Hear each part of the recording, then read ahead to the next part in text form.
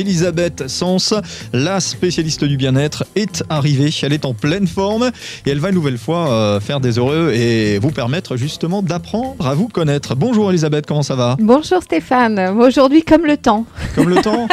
Ah, ça arrive, hein, on peut pas toujours avoir Bah le oui, moral ou la pêche. C'est pas tant une baisse de morale, c'est que le temps est en train de faire quoi là, à ton avis ? De nettoyer. Ah d'accord. Ouais. Donc voilà, les émotions sont en plein nettoyage, donc ça remue toujours un peu. Hein. Et alors quand ils vendent, c'est balayer le temps ou c'est... Quand ils vendent, c'est les mondes des idées qui circulent, et trop d'idées, trop de vent, trop... Faut faire la paix à l'intérieur de soi. D'ailleurs, c'est le thème d'aujourd'hui, l'amour propre. L'amour propre, alors dis-nous en plus. L'amour propre, c'est cette essence dans notre moteur, quoi. Si on n'a pas d'amour propre à l'intérieur de soi, on est mal, on est décentré, on est complètement azimuté. Donc, l'amour propre, c'est un sujet qui me tient beaucoup à cœur aujourd'hui. Parce que c'est un sujet qui me parle à moi aussi, énormément, parce que je me parle à moi-même aussi. J'essaie d'avancer comme tout le monde. Tant qu'à faire. Et ce sujet donc me tient à cœur parce que quand on manque d'amour pour soi-même, on ouvre une porte au désordre, tout simplement, au désordre intérieur, et on devient influençable, irritable, parce qu'on ne sait plus qui on est. Donc faire un petit ménage intérieur régulièrement, d'ailleurs l'annonce de l'émission c'était Monsieur Propre. Oui, il faut balayer devant sa porte déjà par exemple. Être son propre monsieur propre de temps en temps et savoir vraiment se recentrer sur soi-même. Parce que quand on ne se reconnaît plus soi-même, on se met à suivre les autres. Voilà ce qui se passe et on tombe dans le piège. On devient manipulable, on devient vulnérable parce que trop de peur de penser par soi-même. Voilà pourquoi il est essentiel. L'amour propre, il y a que ça de vrai. L'amour propre, oui, il y a que ça de vrai. Alors, comment, de toute façon, c'est simple à comprendre, comment voulez-vous être heureux quand on a perdu le contact avec soi-même ? Comment être heureux quand on devient dépendant des autres ou des choses que l'on pense avoir besoin pour nous reconnaître à nous-mêmes, pour nous valoriser aux yeux des autres ou de la société, etc. Alors, dans ces moments-là, pour travailler sur cet amour-propre, pour se recentrer, revenir à l'essentiel de soi, faire ce ménage intérieur, il y a une solution immédiate, c'est la solitude. Alors, pourtant, on sait bien que la solitude, c'est un mot qui fait peur, parce qu'elle nous renvoie à nous-mêmes, et parfois, on n'aime pas être envoyé à soi-même, on n'aime pas être seul, on n'aime pas se confronter à soi-même, alors que celui qui sait être seul, en compagnie de lui-même, nourrit justement cet amour-propre. Donc il y a vraiment ce besoin d'être de temps en temps un petit peu seul. Ok, il faut savoir se retrouver seul avec soi-même, comme on dit. Complètement, c'est pas évident, parce que souvent on fuit la solitude par toute cette agitation, que ce soit le téléphone, Internet, la télé. On essaie tout le temps de combler ce vide pour pas se sentir seul, alors que justement l'essentiel de soi, on va le trouver dans cette solitude ou dans ce calme. Donc c'est pour ça que le petit conseil aussi, c'est accueillir cette solitude comme quelque chose d'extrêmement bienveillant pour soi-même. On a besoin de se retrouver de temps à autre, seul à seul, comme dirait l'autre. Ouais, on a parfois besoin de s'isoler, soit pour réfléchir, soit pour éviter de faire une bêtise, ou je sais pas.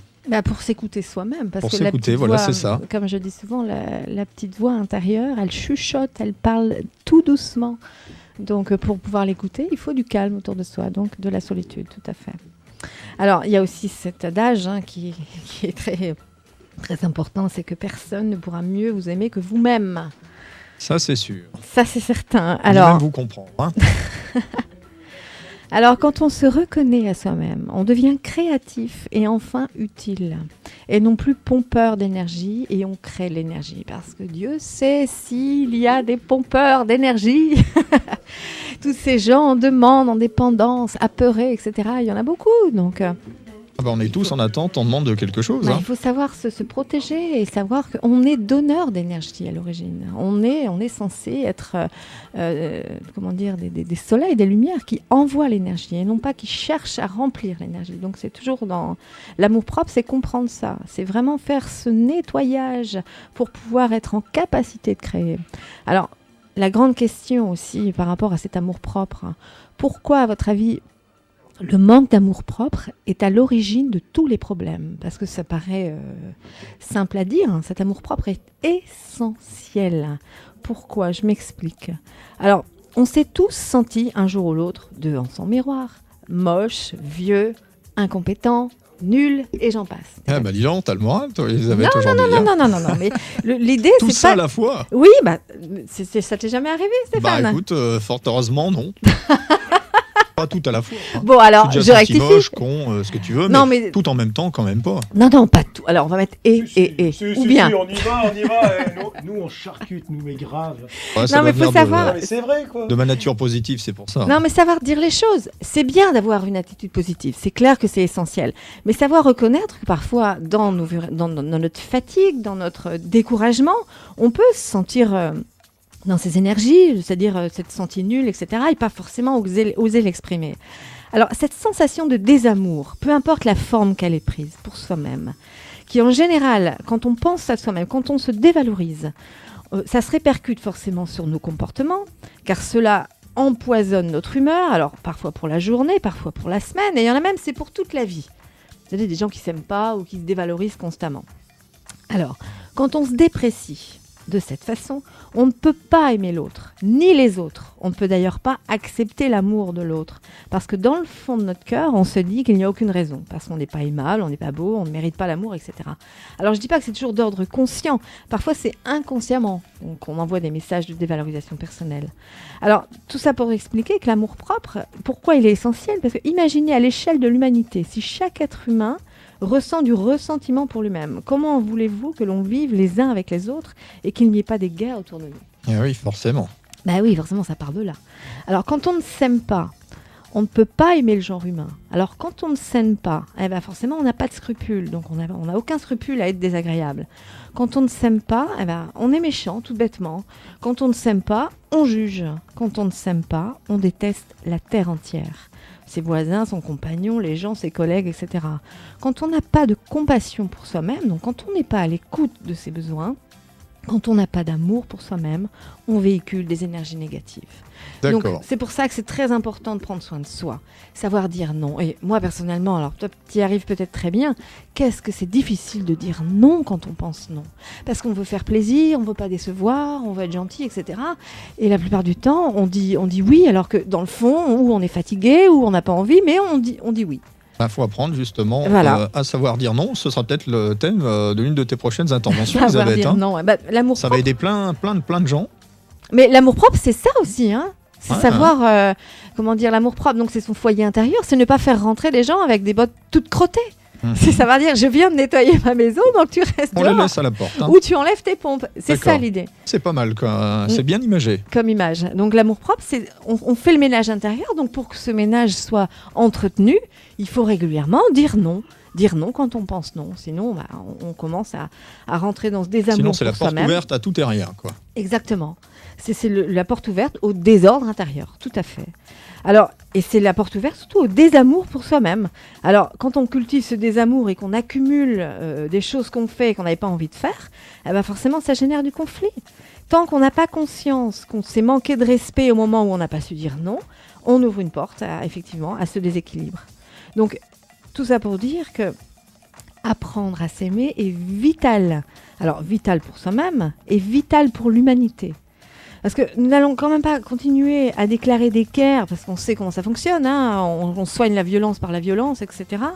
On déclare des guerres pour régler les conflits dans le monde, sous prétexte qu'on ne parvient pas à s'entendre. Parce qu'à l'origine, c'est ça une guerre. On rentre en guerre quand on n'arrive pas à harmoniser et à Quand discuter. on n'arrive pas à régler le conflit autrement. Bah voilà. Alors, la violence n'a jamais rien arrangé, la preuve. Les guerres se répètent, elles se répètent, hein, et pourtant rien ne change. Donc, c'est pour ça que c'est réparer ces blessures d'amour-propre individuellement, c'est-à-dire chacun seul face à son miroir, permettra d'engendrer peut-être une harmonie à grande échelle. Alors, la question donc, le matin devant son miroir, qu'il est essentiel de se poser, c'est est-ce que je m'aime ? Est-ce que je suis prête à accepter que l'on puisse m'aimer?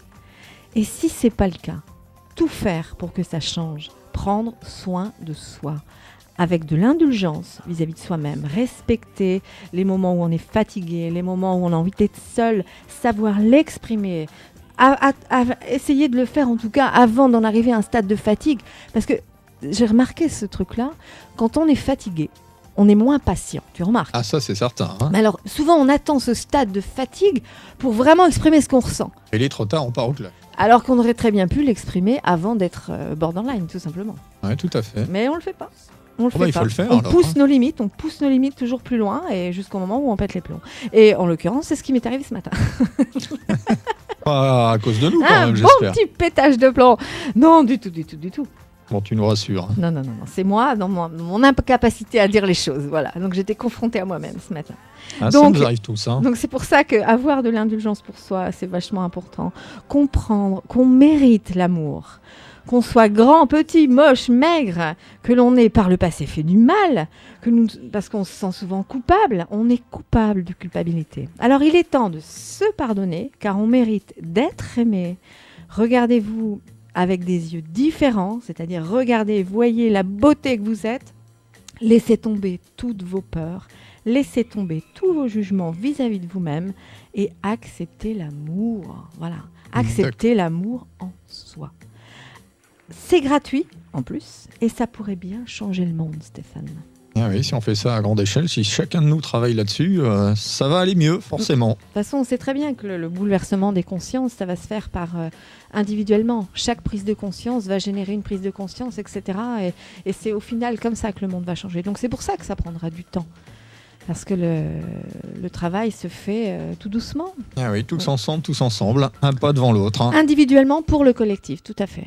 Voilà, on fait son petit travail personnel de nettoyage intérieur pour que ça ait une répercussion sur le collectif. Mais ça passe effectivement par des prises de conscience personnelles et surtout en cultivant cet amour-propre, en nettoyant son intérieur tous les jours et en osant exprimer l'amour tout bêtement. Donc, je vais enquiller sur le message d'amour et de lumière pour chaque signe. J'ai vraiment un message particulier pour chaque signe aujourd'hui. Et j'insiste, comme j'avais expliqué la fois dernière, en sachant que chacune des énergies que je vais citer est utile pour nous tous. On est tous traversés à un moment donné par chaque signe du zodiaque. Chaque signe résonne en nous. Alors, nous sommes imbibés donc, de ces 12 énergies d'une manière différente, d'accord ? Donc c'est pour ça, ouvrez vos petites oreilles sur chaque message pour chaque signe parce qu'il va vous parler. Voilà, l'amour propre, donc signe par signe, par Elisabeth Sens. Ouvrez grande les petites feuilles de chou, les enfants, c'est pour vous Voilà. et c'est 100% utile. Voilà, amour et lumière pour le bélier. Alors, la peur de l'inconnu retient parfois les élans. Tout ce qui était acquis risque de changer quand on permet à la lumière de baigner l'obscurité. Tu incarnes cette étincelle prometteuse, bélier. N'aie pas peur, fonce. Pour le taureau. La vie demande qu'au sein de l'univers se nourrisse l'enfant de la terre, cher au taureau, cette énergie de la terre. L'énergie créatrice est cette force où l'on peut puiser le courage de continuer et l'espoir de réaliser ses rêves. La matière, les biens, l'argent, c'est le moyen d'y arriver et non la finalité. Voilà pour le taureau. Gémeaux. L'âme qui cherche la vérité est difficile à expliquer. Les mots trahissent toujours les sentiments. Chaque mot compte, cher Gémeaux. Compte et mesure sa puissance en mesurant tes paroles. Cancer. Le passé mis devant le présent brouille la vision de l'avenir. Parce que le cancer, il est souvent enclin à la nostalgie et aux images du passé. Donc, le pose pas devant le présent et tu verras beaucoup plus clair pour ton avenir, cher cancer. Ça sent le message personnel, hein. Oui, c'est vrai que je me sers aussi des personnes qui m'entourent, qui sont dans ces énergies pour leur passer des messages, mais c'est valable pour toutes ces énergies. Donc pour le lion distribue couleur et beauté, c'est ta fonction. La source ne tarit jamais, car l'univers est infini et c'est là qu'on peut puiser. Voilà pour le lion. Je fais un gros bisou à mon frère que j'adore. Pour la Vierge, dans cette attente de lumière, l'obscurité est supportable. Garde espoir d'y voir plus clair dans le quotidien intraitable. Accepte ces moments simples que le quotidien t'offre et particuliers, ils sont tous particuliers en étant conscients de leur utilité. Donc patience, la lumière arrive quand on sait la regarder au présent. Balance, ton désir intense de vivre une harmonie profonde t'apprend à suivre la bonne route et à respecter ce qui ne t'est pas destiné. Pour le Scorpion, et je fais un gros bisou à Caroline qui se reconnaîtra, apprivoiser la noirceur pour en découvrir les couleurs et l'offrir en partage pour densifier sa propre lumière. Sagittaire. L'important n'est pas toujours ce que l'on croit. Et le plus beau n'est pas toujours ce que l'on voit. Beaucoup de valeurs sont changées quand on s'engage vers la vérité. Voilà pour le Sagittaire. Capricorne. Seul un cœur confiant peut résister au milieu des rochers. Des gens se trompent, d'autres se perdent, des liens se rompent, d'autres se serrent. Contre vents et marées, garder son équilibre en cultivant la sagesse. Voilà la clé. Eh ben, dites-moi. Verseau. Ô combien il t'en faut de la lumière, toi visionnaire, laisse-toi réchauffer par cette douce chaleur qui t'est offerte. Des vérités nouvelles demandent à entrer au travers ton objectif. Même si tu te caches comme un photographe derrière ton appareil, tu es le filtre tel un négatif qui permet de projeter l'image. L'univers compte sur toi pour nous mettre sous les yeux une vision plus humaine. D'accord, et on termine comme toujours avec les poissons. Avec les poissons. Alors le poisson, rêve ou réalité, le poisson nage entre deux eaux, d'illusion en désillusion, il incarne les possibles en maintenant l'espoir. Il flotte, il rêve, entretient le rêve c'est de l'espoir. N'avons-nous pas besoin d'espoir pour renforcer le courage ? Continue de rêver, très cher poisson, là est ta fonction. Voilà, merci Elisabeth. Il y a beaucoup d'auditeurs qui nous demandent depuis quelques temps, parce qu'ils n'ont pas forcément toujours écouté l'intégralité de l'émission, parce que soit ça bosse, soit c'est sur les routes. La bonne nouvelle, c'est que maintenant, on peut les retrouver en podcast. Où ça ? Oui, alors sur Facebook, j'ai un compte Facebook où je mets régulièrement, donc toutes les semaines, les podcasts du jeudi matin et les podcasts du mardi tous les 15 jours. Voilà. Également sur mon blog. Le blog, c'est elisabethsens.com, Elisabeth avec un Z. Donc tous les podcasts sont régulièrement mis à jour. Et on les retrouve quoi, 48 heures après, 24 heures, une Oui, demi-journée, 3-4 une jours, semaine, 3-4 jours après. Oui, 3-4 jours après. Et sinon, sur la chaîne YouTube, alors j'invite justement les auditeurs à devenir membres de cette chaîne parce qu'ils sont informés quand le podcast est mis sur ma chaîne YouTube. Ils reçoivent un petit message pour prévenir du post. Ah bah voilà, ça c'est impeccable. Hein. Oui, c'est bien cette chaîne YouTube. Comme c'est ça, on pratique. ne rate rien des interventions d'Elisabeth Sens. La Voilà. prochaine, c'est mardi prochain avec Guillaume, c'est ça ? Voilà, c'est mardi prochain avec Guillaume. Ouais, je vais parler du couple. Du couple, Oui. hein, ça va intéresser beaucoup de monde. On va apprendre des choses. Hein, Voilà, donc les vous relations n'hésiterez de couple. pas à joindre Elisabeth qui répondra là à ce moment-là, hein, comme à chaque fois à partir de 19h, directement aux questions que vous voudrez bien lui poser au 0320 83 57 57. Des ateliers en vue ou pas ?